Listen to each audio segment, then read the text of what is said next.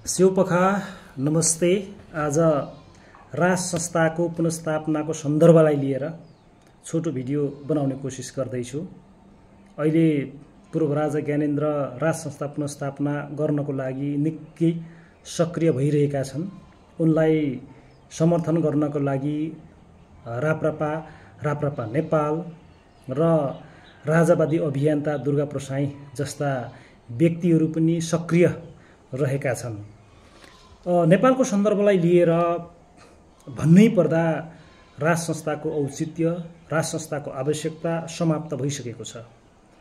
राज संस्थाको आवश्यकता, राज संस्थाको औचित्य किन समाप्त भयो भन्ने सन्दर्भमा रहेर छोटो आफ्नो तर्कहरू म यहाँ पेश गर्न चाहन्छु। 2046-47 सालसम्म राजाले निकै सक्रिय भूमिकाका साथ शासन गरिरहेका थिए। त्यो समयको आर्थिक प्रतिवेदन हेर्दा पञ्चायतकालीन शासनमा, राजाकालीन शासनमा नेपालको कुल गार्हस्थ्य उत्पादन जीडीपी 3 खर्ब 63 अर्ब देखिन्थ्यो। यो तथ्याङ्कले देखाएको छ र 30 वर्ष पछाडि यो तथ्याङ्क हेर्ने हो भने 50 खर्ब US डलरको हाराहारीमा पुगेको तथ्याङ्कले देखाउँछ। करिबन 17% वृद्धि भएको देखिन्छ र यसै गरी त्यो समयमा नेपालीहरू करिबन 49% गरिबीको रेखामुनि थिए र अहिले त्यो घटेर 23% को हाराहारीमा पुगेको छ। यसै गरी त्यो समयमा सडक सञ्जाल मात्रै 7330 किलोमिटर फैलिएको थियो र अहिले 30 वर्ष पछाडि हेर्ने हो भने 1,08,000 किलोमिटर सडक सञ्जाल नेपालभर फैलिएको छ र यसै गरी नेपालीहरू त्यो ताका समयमा 40% मात्रै लेखपढ गर्न जान्थे, सामान्य यसो पढ्न सक्थे, साक्षरता 40% थियो र अहिले त्यो साक्षरता वृद्धि भएर 76% मा पुगेको छ। यसै गरी प्रति व्यक्ति आय 2046-47 सालमा 50 US डलर मात्रै थियो र अहिले त्यो प्रति व्यक्ति आय वृद्धि भएर 1225 US डलर पुगेको छ। त्यस कारणले गर्दाखेरि पनि राज संस्थाको पुनर्स्थापना हुनु हुँदैन।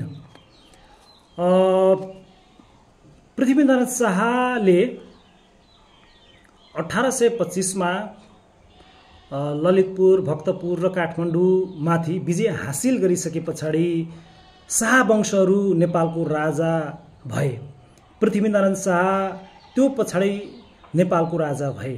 त्योभन्दा अगाडि पृथ्वीनारायण शाह गोर्खाका राजा थिए र 1825 देखि अहिलेसम्म जोड्ने हो भने करिबन 240 वर्ष शाहहरूले शासन गरेको देखिन्छ र स्थायित्वको हिसाबले भन्ने हो भने 240 वर्षसम्म शासन गर्दाखेरि देशको आर्थिक, शैक्षिक, राजनैतिक, सामाजिक सबै क्षेत्रमा कायापलट हुनुपर्ने हो, तर त्यसो हुन सकेन। पृथ्वीनारायण शाहले भौगोलिक एकीकरण गरिरहँदाखेरि त्यही समयमा 1776 मै अमेरिकामा पनि क्रान्ति भएको थियो। अमेरिका अहिले क्रान्ति पश्चात विश्वको सबैभन्दा शक्तिशाली राष्ट्रको रूपमा आफूलाई स्थापित गरिसकेको छ, धनी राष्ट्रको रूपमा स्थापित गरिसकेको छ।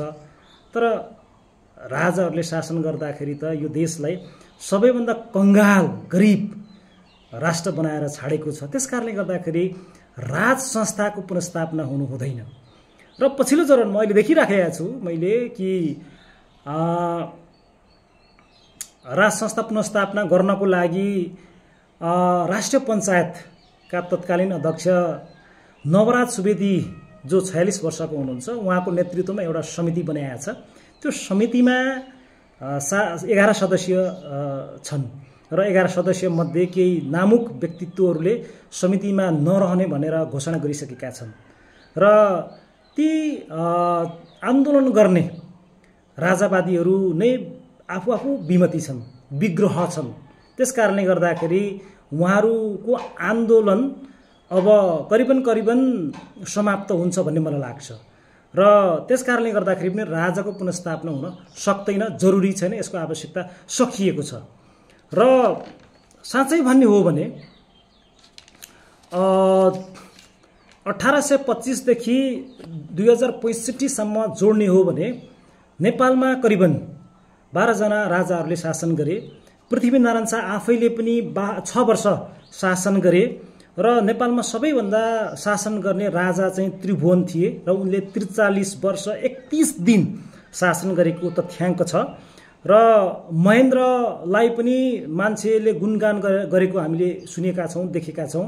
र महेन्द्रले पनि 16 वर्षभन्दा ज्यादा शासन गरे र 16 वर्ष शासन गर्दाखेरि नेपालको स्थिति सुध्रिएन र राजाकै कारणले गर्दाखेरि राणा शासन आएको हो र राज परिवारभित्र षड्यन्त्रमाथि षड्यन्त्र र राज संस्थाले सिकाएको के मात्रै हो भने शक्तिशाली कसरी बन्ने, षड्यन्त्र कसरी गर्ने, शक्ति कसरी हातमा लिने भन्ने मात्रै त्यो परिवारले सिकेको कारणले गर्दाखेरि नेपालको दुर्दशा भएको हो। त्यस कारणले गर्दाखेरि राज संस्थाको पुनर्स्थापना हुनु हुँदैन।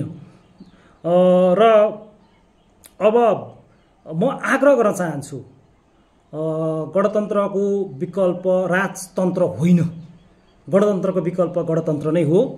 राजतन्त्र आउने बित्तिकै अहिलेको यो विकराल परिस्थिति चाहिँ समाधान भएर जाँदैन, बरु यो राजतन्त्र त नस्लीय शासन हो। एउटा मात्रै समुदायको, एउटा मात्रै नसलको मान्छे राजा भइराख्नु पर्ने, त्यसकारणले गर्दाखेरि यो नस्लीय शासन सत्ता हो र यो पुरुष प्रधान शासन सत्ता हो।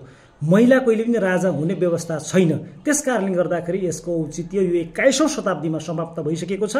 त्यसकारणले गर्दाखेरि राजतन्त्रको स्थापना हुनु हुँदैन। गणतन्त्रलाई कायम गर्नको लागि, सशक्त शक्तिशाली बनाउनको लागि सबै एकजुट हुनको लागि म हार्दिक अपिल गर्न चाहन्छु। हस्त, धन्यवाद।